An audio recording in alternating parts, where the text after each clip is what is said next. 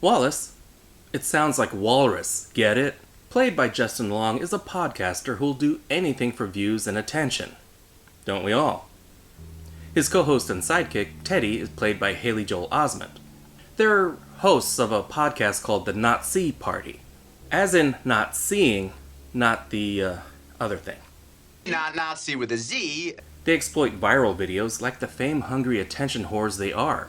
Like this one. I thought this was supposed to be a fake video. I mean, it looks so fake, I thought it was false within the context of the story. But no, this kid actually cut his leg off, and Wallace wants to meet him for a one-on-one interview. So he flies up to Canada to meet him. But the kid had been bullied and tormented and committed suicide.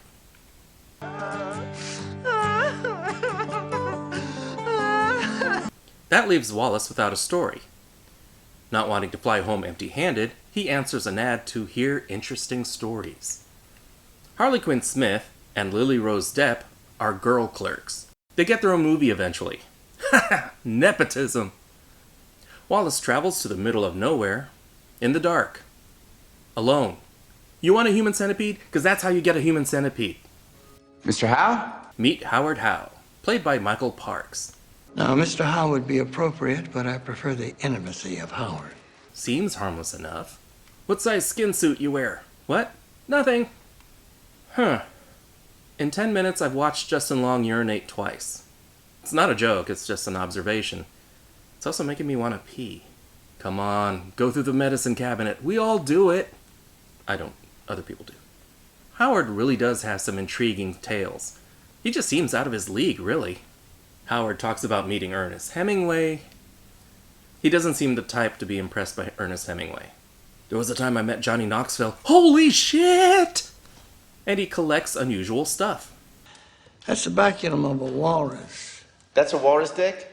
That's the bone that's found on the penis of most placental mammals, excluding man, of course. I've never had tea like this. It's blowing my mind. I feel like I've never had tea in my life. Ruhifno, rape drug. And the tale of surviving a shipwreck to be rescued by a walrus named Mr. Tusk. A walrus saved your life? Don't be rude, asshole. This is interesting. Rape drug. Would you... He wakes up strapped to a wheelchair and missing a leg. Howard gives him some bullshit about being bitten by a spider, and the amputation was necessary to save his life. Even Howard doesn't totally believe it. Spider! The spider bit you! Truly sorry for your loss. Let me out of this chair, you fucking psycho! Let me out! Let me out, you old fucking nutbag! And it turns out Howard can walk. His Twitch followers are gonna be pissed. Hello, I'm a Mac. And I'm a PC. Shall we dispense with the chafa, Mr. Brighton? He lays it out. I've been constructing a very realistic walrus suit. He's going to convert Wallace into a walrus. Do I get a dick bone? Yes, I'm in. Wally finds his phone and calls Allie and Teddy, who are too busy having an affair to answer. Ellie, I don't want to die in Canada. I think he wants to turn me into Howard begins the process, sharing more of his backstory. Long story short, as a child, Howard's parents were murdered, leaving him in an orphanage/insane asylum where he was abused brutally. So rather than become the Canadian Batman, it's walruses for Howard. Meanwhile, Teddy and Allie are tracking down Wallace with the help of Johnny Depp. I know his character has a name, but it's Johnny Depp. You look at this, and it's Johnny Depp. You listen to him, and it's Johnny Depp. Come on, it's Johnny Depp. What was I saying? He's a Canadian cop on the trail of a Canadian serial killer, and he believes Wallace is about to become another victim. This man is making a monster. The process is complete. The reveal, agonizing. Walruses never cry! And silly. Well, he's a walrus now. Ugh. He tries to train him in the walrus way. You know, I bet it still kind of hurts knowing you weren't the first. So why is he doing this?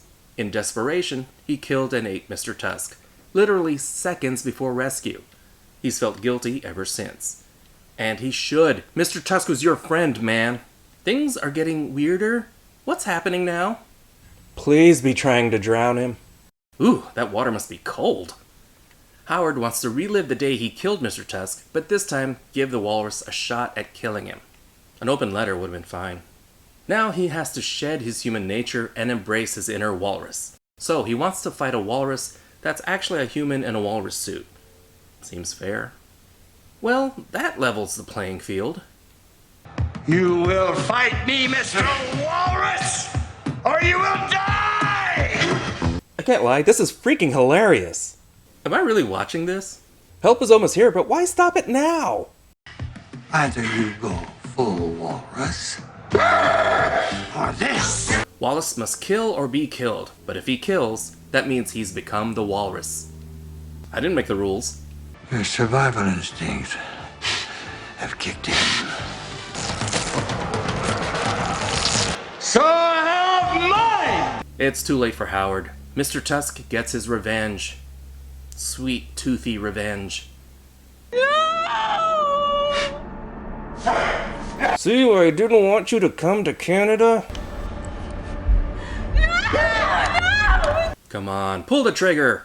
Gina Davis would have shot him twice by now. 1 year later, Wallace is still a walrus in an animal sanctuary. I guess nobody tried to help him? I'm still sticking it to your hot ex. Got a bone in your dick? No? Then shut the fuck up. If they can give a guy a new face, they can try something with this guy. Walrus cries, showing he still has his humanity. They foreshadow this literally 30 seconds before this. It's good to cry. It separates us from the animals. Actually, it seems like a missed opportunity. Picture the podcast, Teddy and the Walrus. Take that, Ron Burgundy. Imagine the viral videos.